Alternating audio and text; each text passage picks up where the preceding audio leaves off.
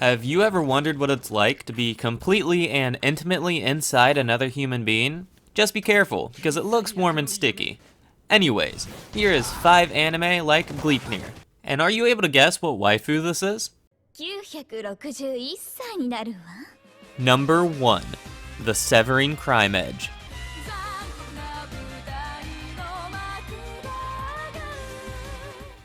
Hold up, what the heck's a HIDIVE?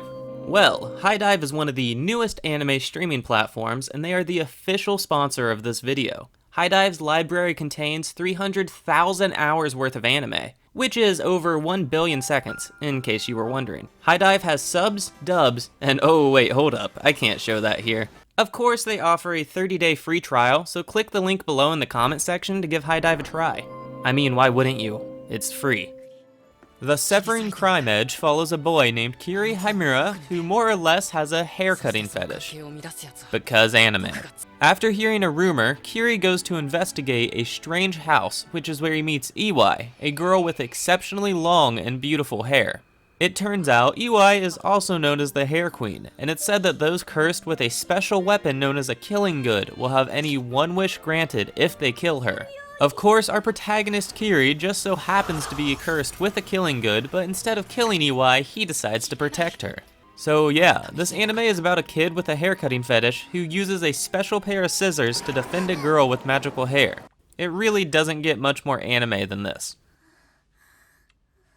The Severin Crime Edge is like Gleipnir because it's a battle royale-ish scenario where many different people are fighting over a single objective. Then there's the fact that the Severin Crime Edge and Gleipnir both feel kind of dark and are just weird concepts. If I'm being honest, this anime isn't bad, so be sure to use your 30-day free trial of HIDIVE if you want to watch this anime. Here, you have giant robots, plot, and fan service. What more can you ask for? Number 2, Darling in the Franxx. The Earth has become a desolate wasteland due to machine-like monsters known as Klaxosaurs. Humanity has managed to survive by living inside these mobile cities called plantations. Each plantation raises a group of kids whose sole purpose in life is to defend their plantation in boy-girl pairs by piloting giant mechs known as Franxx. Darling in the Franxx begins as the kids of Plantation 13 are taking their final test in order to become pilots. Hiro and Naomi fail the test, which means Hiro will never have the chance to pilot a Franxx. Well, that is until he meets the infamous partner killer, 02. If you look past the surface... Stop! Not what I meant. Darling in the Franxx really is a lot like Gleipnir. The settings are completely different, but the characters and powers are very much alike. In Darling in the Franxx, the boy-girl pairs must work together in order to pilot a single Franxx, which is of course similar to how Claire has to climb inside of Suichi's body so they can fight their enemies. Then both anime have a wimpy male lead who winds up being manipulated by a dominant and crazy female. Then I'm also going to throw in the fact that Darling in the Franxx and Gleipnir both serve you up a hefty amount of fan service alongside the high-paced action. Darling in the Franxx definitely has a boatload of eye candy, but beneath all that, there is a very good story. Until the ending, that is. I was very surprised with how many of my viewers haven't watched this anime. Number 3. Darwin's Game.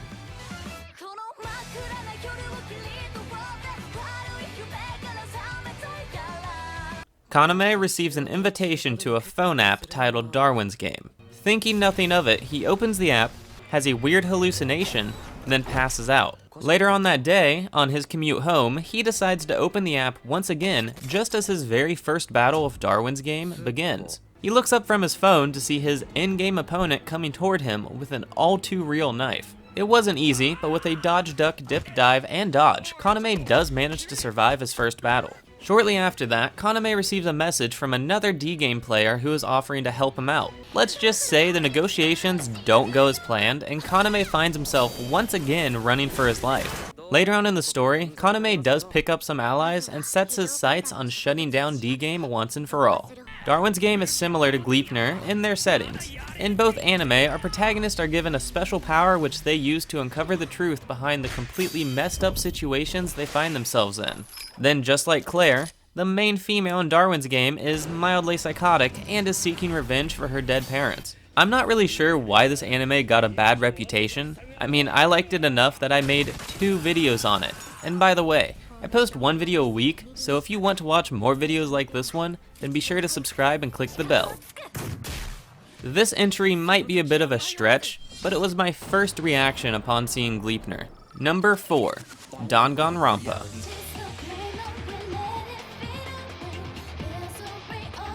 Makoto Nagi is one of the few students who were accepted into Hope's Peak Academy. Each student has a different type of expertise and a personal title to go along with it. It quickly becomes apparent that this academy is nothing like what they were expecting. All the doors to the outside have been locked, and the principal informs them that the only way to leave the academy is to murder a fellow classmate without getting caught. So, if the murderer is caught, he/she will be executed and the murder game continues on. Danganronpa makes this list because it puts the characters in a death game, which is kinda sorta similar to all the gatherers in Gleipnir. Plus, Makoto nor Shuichi wanted to be a part of these dangerous situations. Look, if nothing else, Shuichi's mascot form just reminds me of the principal from Danganronpa. Should I have put Danganronpa on this list?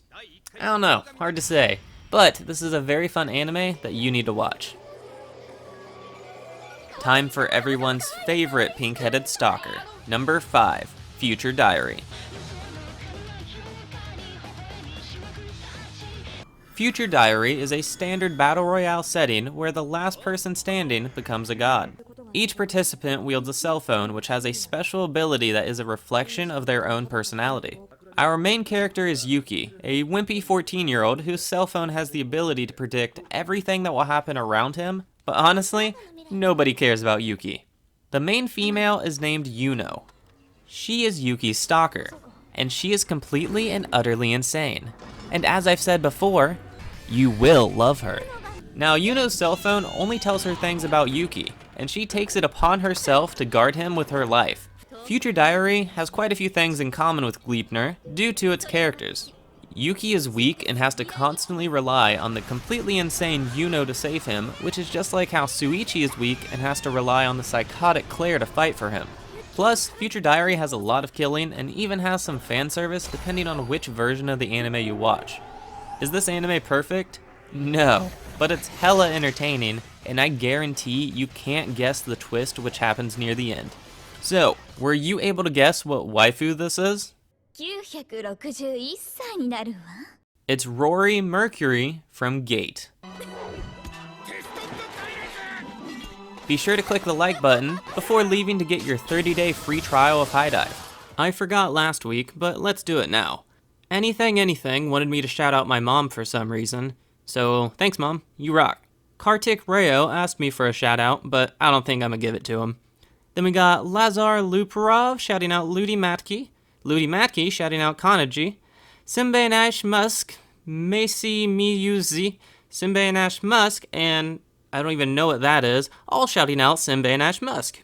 Lastly, we got Quads and King Kudas giving each other a shout out. Thanks for watching everyone.